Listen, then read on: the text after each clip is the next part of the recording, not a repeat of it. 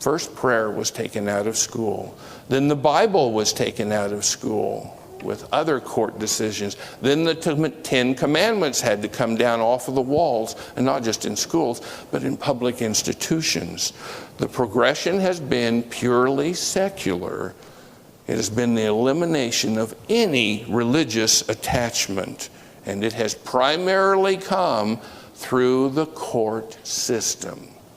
When the courts don't like the law, judges legislate from the bench. You know it, and I know it.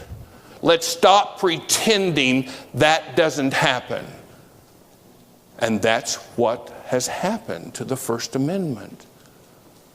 We didn't have judges who held tight to the Constitution itself and to the Bill of Rights. We had judges who wanted to reinterpret those findings and never once recite precedent.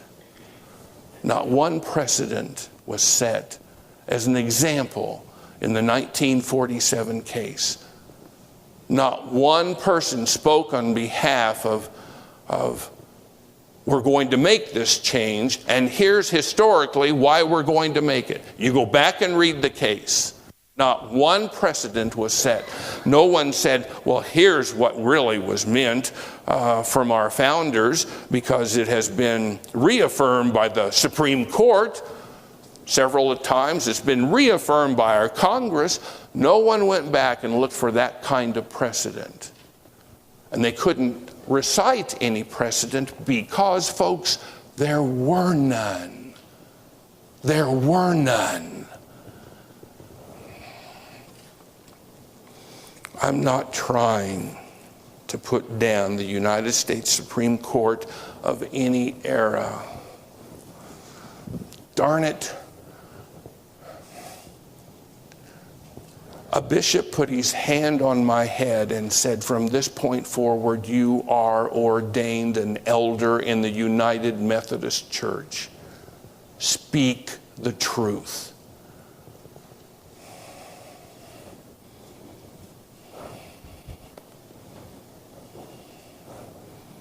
Those of you with your eyes open, your head open, and your ears open, know that that's exactly what we're doing here. And then in 1992, in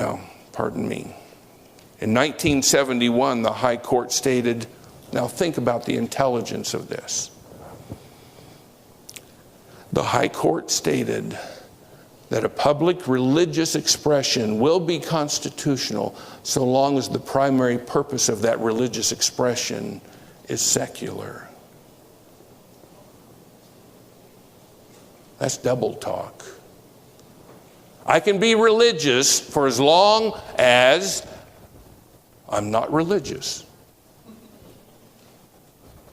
1971 Supreme Court.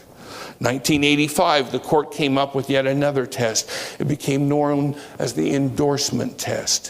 What that proved to be is if it even looks like government is being friendly to a religious establishment, such action was now considered in and of itself unconstitutional. The court couldn't even appear to be friendly to established religion. And then in 1992, we got the outsider test. This is the one that I'm sorry, we all have our limits. You have your limits. This one goes way beyond my limit. I can't cope with this one. This test came about to protect the rights of someone who was in the religious minority, like atheists. For example, if an atheist sees something happening in a public arena, all that person has to do to have the courts put an end to whatever it is that's happening in the public arena is to say, I saw what's happening and it made me feel like an outsider.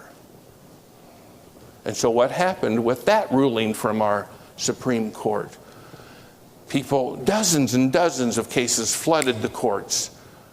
Because people would go into the post office, or people would go into the school, or people would go into a courthouse, and there would be the 10 Commandments on a little poster.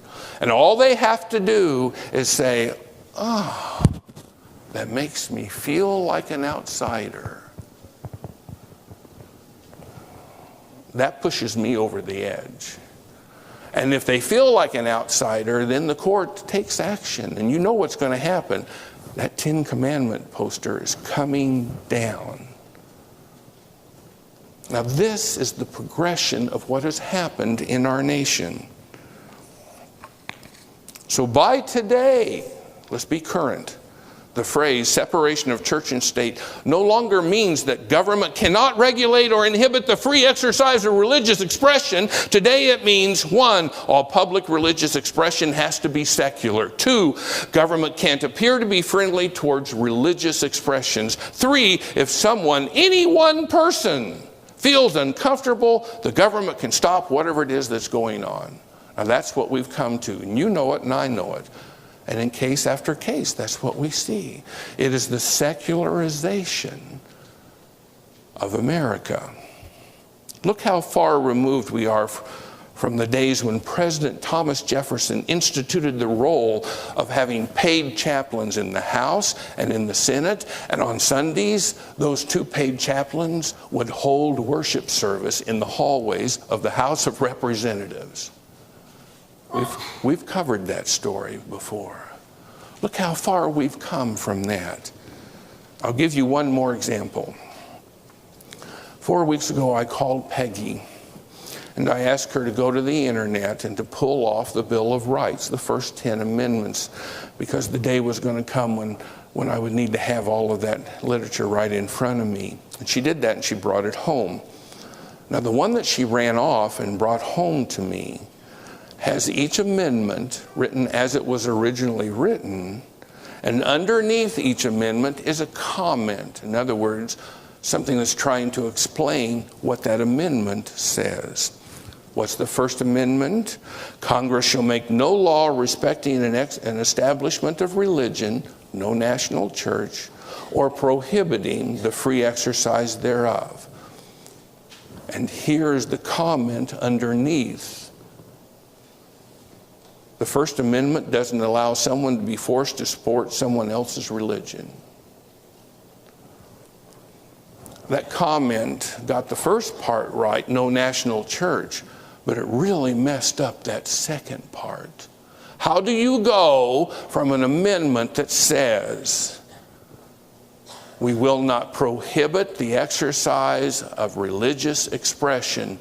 How do you go from that in the First Amendment to being forced to support someone else's religion? You can't connect those dots. Those dots don't connect. I don't want to support somebody else's religion if it differs with mine. I'm not here trying to do that or suggest that. But that's not what the First Amendment is about at all. It's what the First Amendment has become here in America. I'm offended if I see the 10 Commandments on the wall.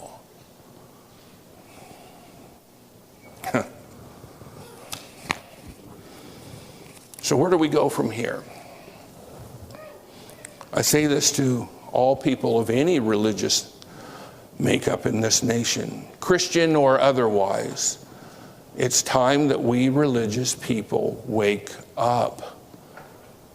Nothing that has happened in the courts since 1947 is accidental.